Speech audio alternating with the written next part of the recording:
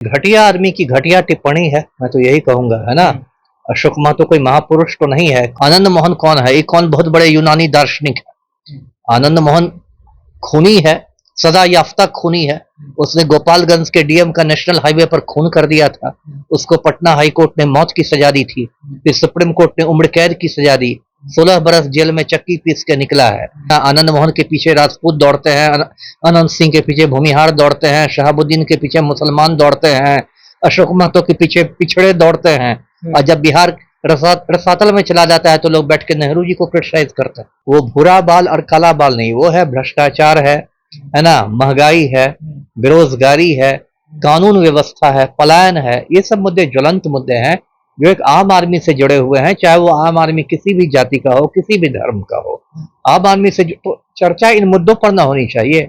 ये क्या हो रहा है कि इसको साफ कर दो, उसको खत्म कर दो, ये तो बहुत गलत बात है। तेजस्वी यादव को तो इस बयान का संज्ञान लेना चाहिए।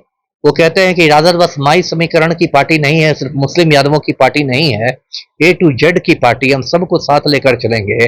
और उन्हीं की पार्टी का एक नेता यदि इस तरह के उठपटांग बात कर रहा है, मतलब नफरती बयान दे रहा है, तो तेजस्वी को तो इस पर संज्ञान लेना चाहिए, कड़ी कार्रवाई करनी चाहिए। इन दिनों अशोक महतो फिर से चर्चा में है। चर्चा इस बात को लेकर के कि वो एक निजी चैनल पर वो बयान दे दिए कि भूरा बाल इस बार साफ कर देना है। आप समझते हैं कि भूरा बाल में कौन कौन आते हैं? वो 10% की आबादी, जिससे लगातार कहा गया है राजद की ओर से कि भूरा बाल है, भूरा बाल को इस बार साफ कर देना है। हमारे साथ बातचीत करने के लिए पूर्व IPS अधिकारी अमिताभ दास जी हैं। किस तरह से देखते हैं अशोक महतो? उनकी पत्नी राजद से लोकसभा की प्रत्याशी भी रही है, वो कह रहे हैं कि इस बार साफ कर देना है पूरा बाल। अब क्या मैं कहूँ, ये घटिया आदमी की घटिया टिप्पणी है, मैं तो यही कहूंगा, है ना। अशोक महतो कोई महापुरुष तो नहीं है, खूंखार क्रिमिनल है। कुछ लोग कहते हैं ना कि समाज के महापुरुष हैं। अरे अब कुछ लोग ही हैं, अब उनका मैं तो नहीं मानता हूँ ना। कुछ लोग अपना जात के नाम पर कहते होंगे, लेकिन मैं नहीं मानता। लड़ाई लड़े, हाँ, वो तो सबके बारे में कहा जाता है। तो इसलिए अशोक महतो की पहचान ही एक खूंखार अपराधी के रूप में, क्रिमिनल के रूप में। उसका सालों तक आतंक का चला था नवादा के वारसलीगंज में, और खुद एक गिरा हुआ आदमी है और एक घटिया आदमी ने घटिया टिप्पणी की है। भूरा बाल का मतलब दर्शकों को पता होगा बिहार में अगड़ी जातियों को कहते हैं। तो इस तरह की जातिवादी टिप्पणी बहुत आपत्तिजनक है, क्योंकि बिहार आगे बढ़ेगा या हिंदुस्तान आगे बढ़ेगा तो सब जातियों और सभी धर्मों को मिलाकर बढ़ेगा। सभी को मिलकर रहना पड़ेगा, सद्भाव में रहना पड़ेगा। और उसको साफ कर दो और उसको हाफ कर दो, इस तरह की बातें जो हैं, ये समाज में इससे नफरत का जहर घोला जाता है। और ये लोग सस्ती लोकप्रियता पाने के लिए ये लोग इस तरह की बातें करते हैं, जिससे कि जातीय उन्माद पैदा हो। और पब्लिक भी सड़ चुकी है, पब्लिक की भी मानसिकता बहुत छोटी हो गई है, जातीय सोच हो गई है। तो बहुत लोग इसमें कूदने लगेंगे, ताली पीटने लगेंगे, लेकिन ये सब बहुत गलत बात है। देखिए, बिहार के जो ज्वलंत मुद्दे हैं वो क्या है? वो भूरा बाल और काला बाल नहीं, वो है भ्रष्टाचार है ना, महंगाई है, बेरोजगारी है, कानून व्यवस्था है, पलायन है। ये सब मुद्दे ज्वलंत मुद्दे हैं जो एक आम आदमी से जुड़े हुए हैं, चाहे वो आम आदमी किसी भी जाति का हो, किसी भी धर्म का हो। आम आदमी से तो चर्चा इन मुद्दों पर ना होनी चाहिए। ये क्या हो रहा है कि इसको साफ कर दो, उसको खत्म कर दो, ये तो बहुत गलत बात है। तो बोलते हैं ना, A to Z की बात करते हैं, माई बहन की बात करते हैं, योजना की बात करते हैं, लेकिन क्या उन्हीं के नेता लोग उनको CM नहीं बनने देंगे इस तरह के बयान देकर? ये तो देखिए, तेजस्वी यादव को तो इस बयान का संज्ञान लेना चाहिए।